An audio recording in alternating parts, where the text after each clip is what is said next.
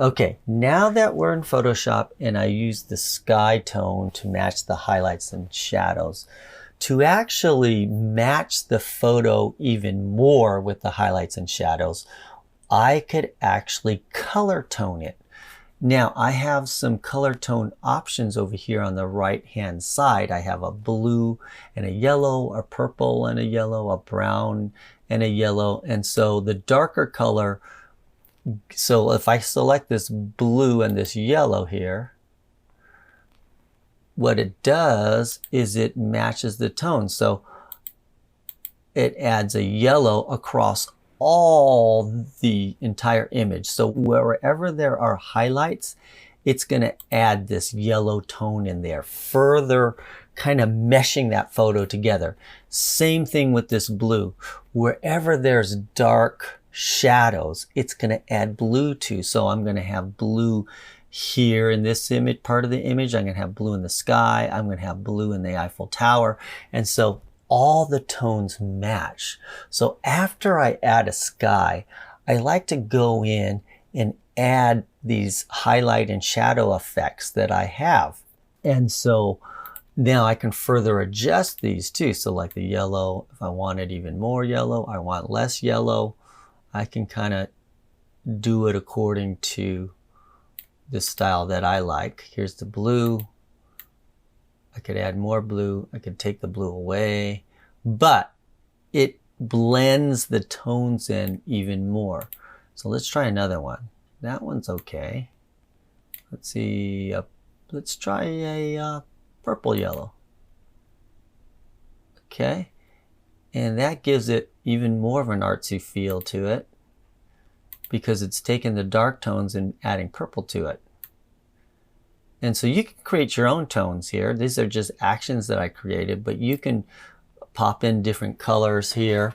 And if you wanted to pop in a different color, let's say you wanted to make this orange. So what you could literally do is choose a new color. Okay, so let's just choose. Let's say I wanted to use more of an orangish feel to it, an orange yellow. Let's say I wanted to use, well, let's just be really aggressive. Let's say I wanted to put orange there. I could put orange in my foreground here, right? And then I could take this layer and I could fill it. I could select all. So basically what I'm doing, let's just bring this up to 100%. Okay, I could take all, right? The entire thing, which is Command A, and then edit, fill, foreground.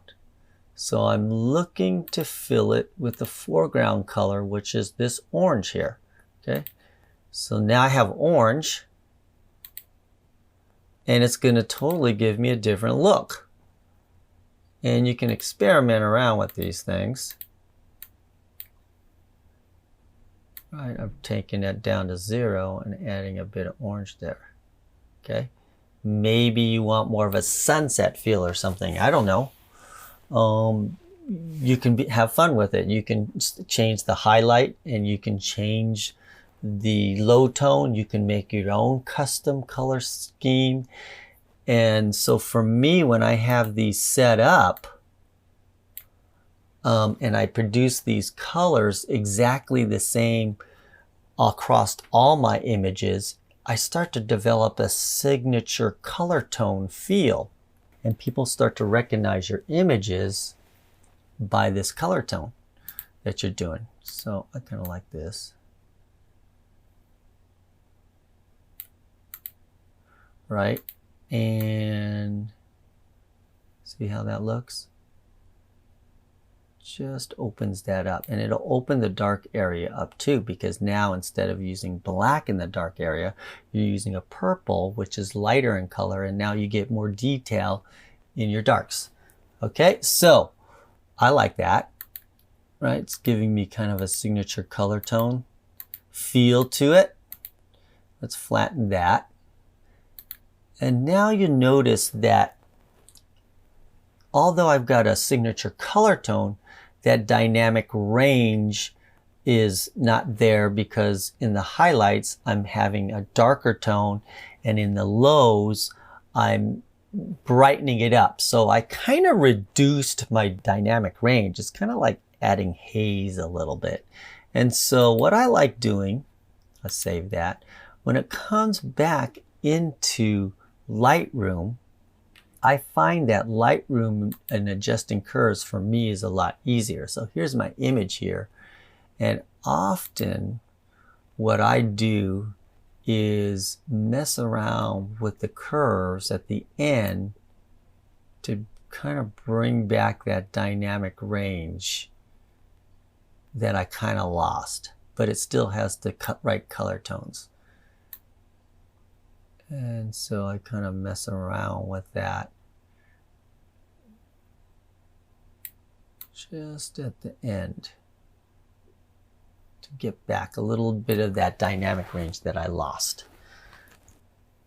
See that? Just adds a little bit more oomph to it, a little bit more snap to it, because I kind of lost that when I made the highlight a color and the shadow a lighter color, right? Just get a little bit back.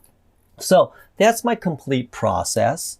I wanted you to really learn about the sky, and the sky to match. And so to have a believable sky, the highlights and the shadows in the sky has to match the highlights and shadow in your subjects and your foreground, whatever elements that you have in your photo, those highlights and shadow have to match to make it believable. So the highlights and shadow on the person here has to match the sky. Also, the highlights and shadow on the Eiffel Tower has to match the sky. And so when you do that, you're going to have a believable sky replacement.